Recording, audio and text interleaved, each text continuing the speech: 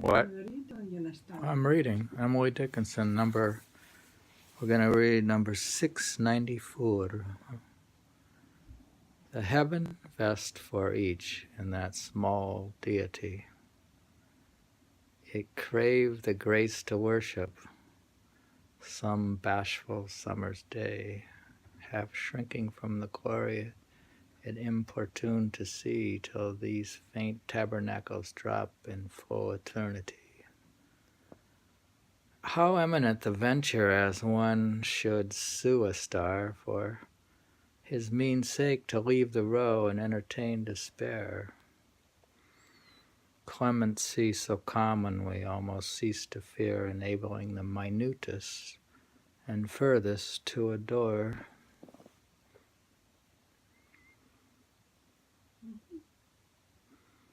$6.95.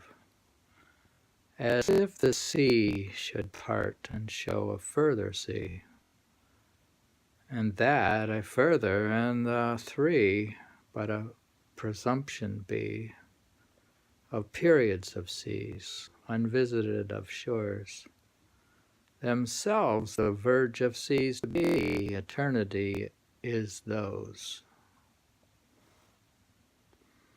696. Their height in heaven comforts not, their glory, not to me, 'twas best imperfect as it was. I'm finite, I can't see.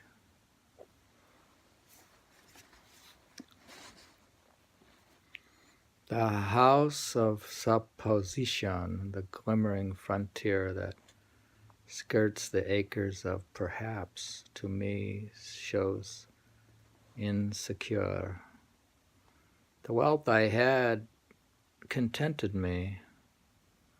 If 'twas a meaner size, and I had counted it until it pleased my narrow eyes. Better than larger values that show, however true, this timid life of evidence keeps pleading, I don't know.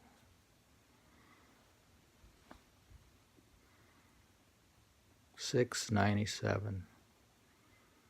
I could bring you jewels had I a mind to, but you have enough of those.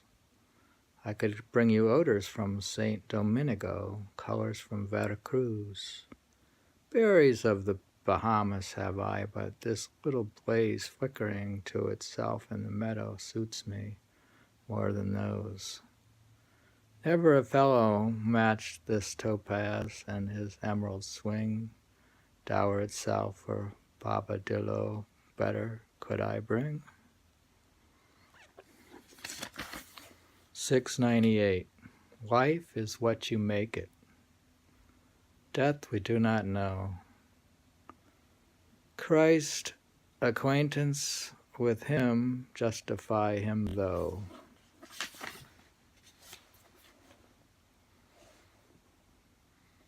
He would trust no stranger, other could betray, just his own endorsement that sufficeth me.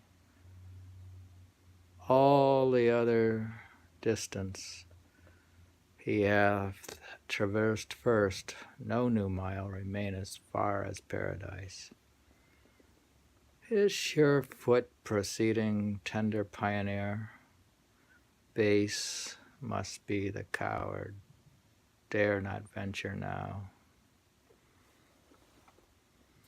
699, 1863. The judge is like the owl. I've heard my father tell, and owls do build in oaks, so here's an amber sill that slanted in my path when going to the barn, and if it serve you for a house, itself is not in vain. About the price, 'tis small, I only ask a tune at midnight, but the owl slicked his favorite refrain. 700.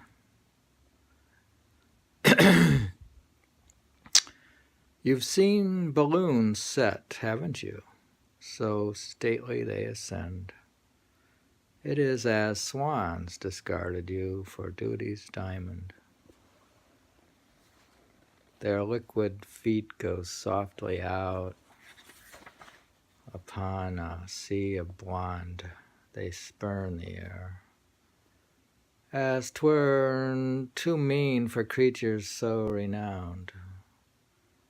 Their ribbons just beyond the eye, they struggle some for breath, and yet the crowd applaud below. They would not encore death. The gilded creature strains and spins, chirps frantic in a tree, tears open her imperial veins and tumbles in the sea. The crowd retire with an oath. The dust in streets go down, and clerks in counting rooms observe 'twas only a balloon.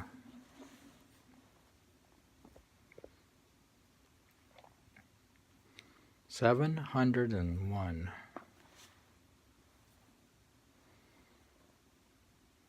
Out of 17,700 something. What's the something? Something. Then they talk about it, there being a something. There's a something. 701. A thought went up my mind today that I have had before, but did not finish some way back. I could not fix the year, nor where it went, nor why it came the second time to me, nor definitely what it was have I the art to say. But somewhere in my soul I know I've met the thing before. It just reminded me 'twas all, and came my way no more.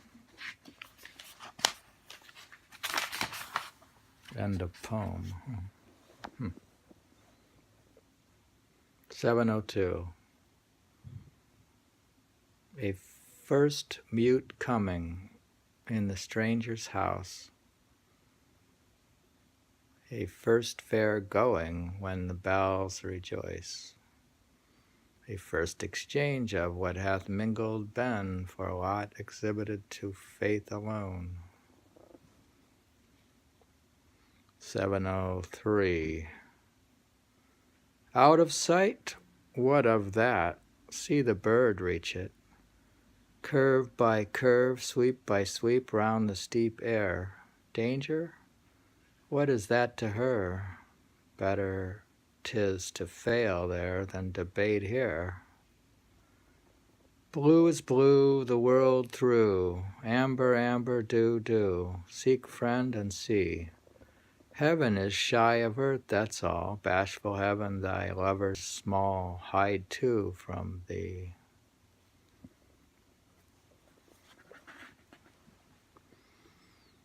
704. No matter now, sweet, but when I'm Earl, wouldn't you wish you'd spoken to that dull girl? Trivial a word, just trivial a smile. But wouldn't you wish you'd spared one when I'm Earl? I shan't need it then. Crest will do. Eagles on my buckles, on my belt too. Ermine, my familiar gown, say sweet then. Wouldn't you wish you'd smiled just me upon? That one has the earls in it. The Earl. Is that the Earl of Sandwich who made the sandwiches? Or? No. That's one again. 704. No matter how sweet, but when I'm Earl, wouldn't you wish you'd spoken to that dull girl? Trivial a word, just trivial a smile. But wouldn't you wish you'd spared one when I'm Earl? I shan't need it then. Crest will do, eagles on my buckles, I'm on my belt too. Remind my favorite familiar gown, say sweet then, wouldn't you wish you'd smile just me upon?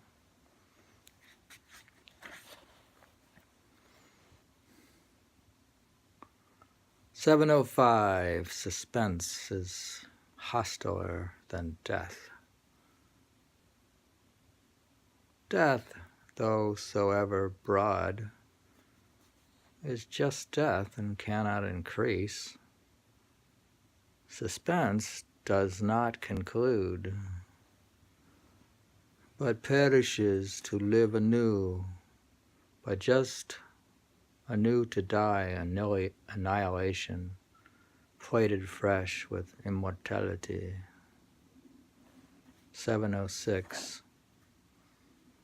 Life and death and giants such as these are still minor apparatus, hopper of the mill, beetle at the candle, or a fife's fame maintained by accident that they proclaim. 7:07. The grace myself might not obtain, confer upon my flower. Refracted but a countenance, for I inhabit her.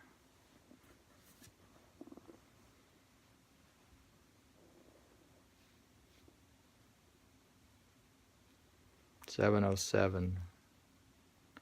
I sometimes drop it for a quick, the thought to be alive. Anonymous delight to know, and matter to conceive.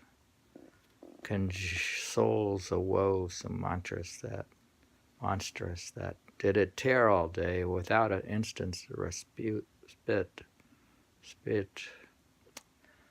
'Twould look too far to die. Delirium diverts the wretch for whom the scaffold neighs. The hammock's motion lulls the head so close on paradise.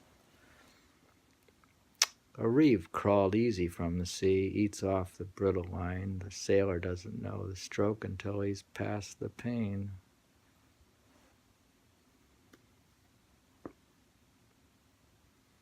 7:09. The publication is the auction of the mind of man. Poverty be justifying for so foul a thing.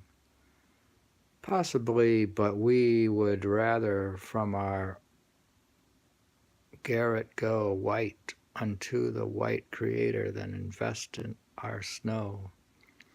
Thought belonged to him who gave it, then to him who bare. In its corporeal illustration, sell the royal air. In the parcel be the merchant of the heavenly grace, but reduce no human spirit to disgrace of price.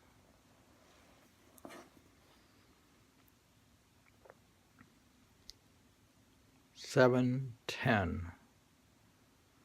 The sunrise runs for both the east, her purple troth, keeps with the hill, the noon, and winds her blue, till one breath cover two. Remotest still, nor does the night forget a lamp for each to set, wicks wide away. The north her blazing sign erects in iodine till both can see.